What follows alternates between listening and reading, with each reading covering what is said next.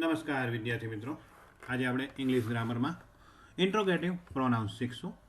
તો interrogative pronounce છે શું? કોઈ પણ પ્રશ્ન પૂછવા માટે, પૂછપરછ માટે જે શબ્દોનો આપણે ઉપયોગ કરીએ છીએ તેની વિશે આજે વાતચીત કરવાની છે. What are the interrogative pronounce? તો ઇન્ટ્રોગેટિવ પ્રોનાઉન્સ શું છે? તો words used to ask question, જે પ્રશ્ન પૂછવા માટે જે શબ્દનો ઉપયોગ થાય તેને આપણે ઇન્ટ્રોગેટિવ પ્રોનાઉન્સ કહીએ છીએ. તો આપણે ખબર છે WH વાળા જે શબ્દ છે, હુ, હુઝ, હુમ, વિચ, વેર, આ બધા જે છે એ ઇન્ટ્રોગેટિવ પ્રોનાઉન્સ છે. તો આગળ આપણે જોઈએ list of the interrogative pronounce. તો આપણે જે ઇન્ટ્રોગેટિવ પ્રોનાઉન્સ છે તેનો આપણે લિસ્ટ જોઈએ. તો આગળ આપણે જે જોયા જેમાં આપણે રિલેટિવ પ્રોનાઉન્સની અંદર શબ્દનો જે અર્થ થતો હતો એ જુદો હતો, આપણે ત્યારે પણ વાત કરી હતી. આજે આપણે ઇન્ટ્રોગેટિવ પ્રોનાઉન્સ શીખીએ છીએ મિત્રો. તો આજે આ શબ્દનો અર્થ અહીંયા પ્રશ્ન પૂછવા માટે થાય છે, એટલે અહીંયા શબ્દનો અર્થ છે એ પ્રમાણે થાય છે. હુ, કોણ? કોઈ પણ વ્યક્તિ માટે જ્યારે આપણે પૂછપરછ કરીએ છીએ ત્યારે હુનો ઉપયોગ થાય છે. હુમ, કોને? જ્યારે કોઈ બે જણ વાત કરતું હોય અને કર્મના સ્થાન પર જે વ્યક્તિ હોય તો તેની માટે આપણે હુમનો ઉપયોગ કરીએ છીએ, કોને. ત્યાર પછી આપણે માલિકી દર્શક, હુઝ. તો જ્યારે કોઈ પણ વસ્તુની માલિકી દર્શક માટે જ્યારે પ્રશ્ન પૂછવો હોય ત્યારે આપણે હુઝનો ઉપયોગ કરીએ છીએ, કોનો, કોના, કોની, એ રીતે એનો અર્થ થતો હોય છે. તો અહીંયા આ શબ્દનો અર્થ છે પ્રશ્ન પૂછવા માટે થાય છે, એટલે અર્થ જુદો છે. ત્યાર પછી છે વિચ. કોઈ પણ વસ્તુના ગુણધર્મ માટે જ્યારે આપણે પૂછપરછ કરતા હોય, કઈ, ક્યું, એ બધી વસ્તુ માટે પૂછપરછ જ્યારે થતી હોય એના ગુણધર્મ માટે ત્યારે આપણે વિચનો ઉપયોગ કરીએ છીએ. એ જ રીતે વોટ, શું?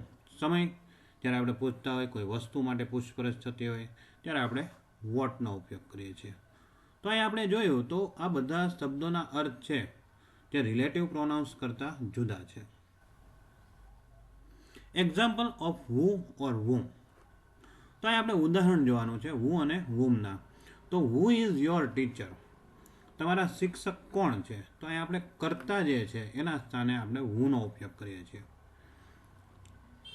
ત્યાર પછી આપણે જોઈએ તો whom did you call? તમે કોને બોલાવ્યા? તો એ કર્મના સ્થાને જે વ્યક્તિ છે કે તમે કોને ફોન કર્યો ત્યારે તમે કોને બોલાવ્યા તે માટે આપણે અહીંયા whomનો ઉપયોગ કરતા હોય છે, જે કર્મના સ્થાન પર જે વ્યક્તિ હોય તેની માટે. ત્યાર પછી આપણે એક્ઝામ્પલ જોશું હુઝ અને વિચ. આપણે ખબર છે હુઝનો અર્થ જે છે એ માલિકી દર્શક માટે થતો હોય છે. Whose book is this? આ કોની બુક છે અથવા તો પુસ્તક છે? તો અહીંયા માલિકી દર્શક માટે આપણે હુઝનો ઉપયોગ કરીએ છીએ મિત્રો. ત્યાર પછી વિચ.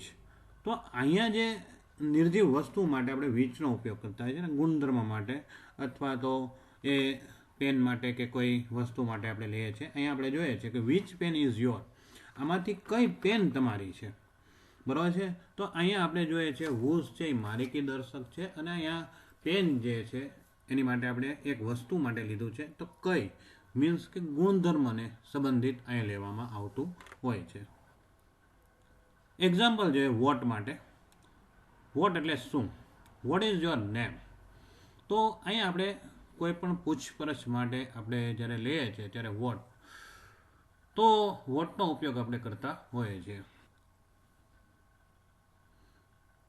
આ વિડીયો જોજો મિત્રો, અને તમે જોયો તે બદલ તમારો ખૂબ આભાર. આ વિડીયો જોઈ અને લાઈક કરજો, શેર કરવાનું ન ભૂલતા મિત્રો.